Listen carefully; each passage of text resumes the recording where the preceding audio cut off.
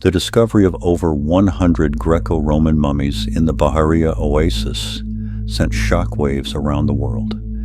This site, known as the Valley of the Golden Mummies, houses thousands of exceptionally well-preserved mummies, many richly gilded from head to chest, rivaling the opulence of Tutankhamun. What secrets did these tombs hold, and what symbolism did they employ? Let's delve into this great mystery.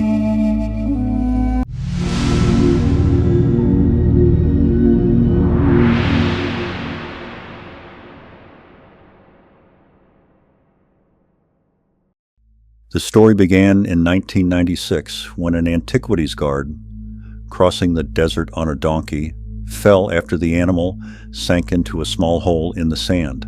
The excavation revealed a tomb filled with mummies, and a large-scale project was soon organized to excavate and preserve the finds, which would become one of the most important in modern Egyptian archaeology. During the first days of work, a thorough survey of the site was carried out, collecting fragments of pottery and bones and defining the boundaries of the site. It was estimated to cover approximately 6 square kilometers, with a potential of around 10,000 mummies, an unprecedented find in Egypt. The site's connection to the Temple of Alexander the Great, built in 332 BC, is key. Alexander, after founding Alexandria and visiting the Oracle of Siwa, likely passed through Bahariya, which explains the existence of a temple dedicated to him, unique in Egypt because it was built for a pharaoh who was still alive. During the Greco-Roman period, the temple's proximity made the area a preferred burial site, active until the 4th century AD. Between 1938 and 1942, Egyptologist Ahmed Fakhri, a pioneer in the study of Egyptian oases, excavated the temple and found a small statue of a priest of Ra alongside numerous artifacts, demonstrating that the temple was in use from the time of Alexander the Great until the 12th century AD. Among the finds from the temple and tombs were decorated pottery, ostraca in Greek, Coptic, and Syriac, lamps and vases. The inner sanctuary depicted Alexander the Great offering sacrifices to the god Amun, either alone or accompanied by the mayor of the Oasis, although his original cartouche had disappeared. When the first tomb was opened, gold glittered in the sunlight. As Tomb 54 was being cleaned, Mansour summarized the magnitude of the find. "I never imagined that a single tomb could contain so many mummies. It took the restorers 2 weeks to remove the sand from the bodies, while the light reflected off the gold illuminated the tomb. Each mummy was unique, some painted, others gilded, elderly people, wives, and children buried together. They all seemed to smile, and some scenes were quite moving. A woman lay beside her husband, her head turned toward him, while elsewhere entire families with children lay beside their parents. Did they die together in the same event? We will probably never know."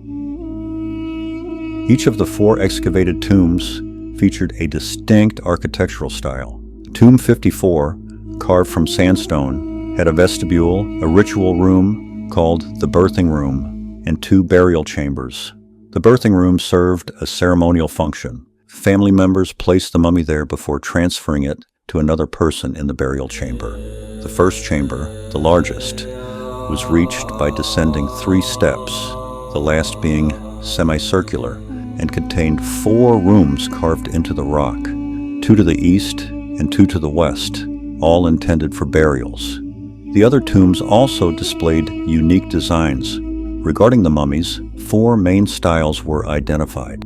The first and most emblematic included golden masks and gold vests decorated with scenes of gods and goddesses covering the chest. Around 60 mummies of this type were found, and the site was named the Valley of the Golden Mummies after them. The second style was covered in painted cartonnage, with representations of Anubis, the 4 sons of Horus, and gods such as Isis, Osiris, and Thoth, responsible for judging the soul. The third type had neither gold nor cartonnage and was placed inside human-shaped ceramic coffins. The fourth and final style was completely wrapped in linen. This type, unique to the site, is reminiscent of the mummies of the New Kingdom and is considered the most interesting. Among the finds, a 1.55-meter tall female mummy stood out with a face and vest covered in gold, although damaged on the face, neck, and chest. In the center of the vest appeared a coffin from which emerged a winged head, a symbol of the soul being reborn in the afterlife. Below this scene were 5 decorative circles, followed by Anubis reclining on a band of triangles, and at the bottom, 2 overlapping squares, one gold and the other light red, with a black ox in the center. On either side of the body, the same symbolic program was repeated. 3 cobras with solar discs and scenes of the 4 sons of Horus, guardians of the deceased's organs. The crown displayed rows of reddish curls, partially damaged, and behind the ears appeared Isis and Nephthys, protecting the woman with their wings. The face, modeled in plaster and covered with thin sheets of gold, retained defined features. The mummy was found alongside a man, possibly her husband. Another female mummy wore a headdress of curls and braid, and the scenes on her vest were read from bottom to top in the style of Egyptian temples. The lower registers depicted Wepwawet, guide of souls, Horus with the royal Uraeus, and between them, Thoth, god of wisdom, as an ibis. On other mummies, Thoth appeared flanked by Anubis, guardian of the underworld, while winged figures likely represented the deceased in the form of the Ka, their life essence. Many decorations showed abbreviated versions of the judgment of the dead, with Osiris enthroned, Anubis weighing the heart before the feather of Ma'at, and Thoth recording the verdict, thus highlighting Anubis's central role as embalmer, judge, and guardian of the afterlife, while Wepwawet guided the deceased before Osiris, especially during the late Ptolemaic and Roman periods. The tombs contained more than just mummies. Statues of mourning, women with raised arms, jewelry, amulets, domestic pottery, wine jugs, and Ptolemaic coins were also found, including one bearing the image of Cleopatra VII. During the excavation, the mummies were carefully cleaned and preserved. In one of the burial chambers was a man of about 50, wrapped in linen, with a mask and vest covered in a thin layer of gold.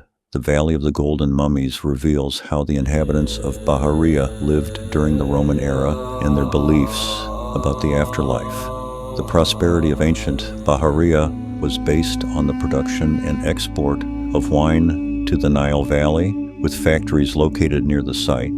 The findings demonstrate that mummification reached its peak during this period thanks to a technique that reinforced the body with reeds before wrapping it in linen, which explains its extraordinary preservation. Its impact was so profound that a high-ranking state official declared he had never seen an archaeological discovery of such magnitude.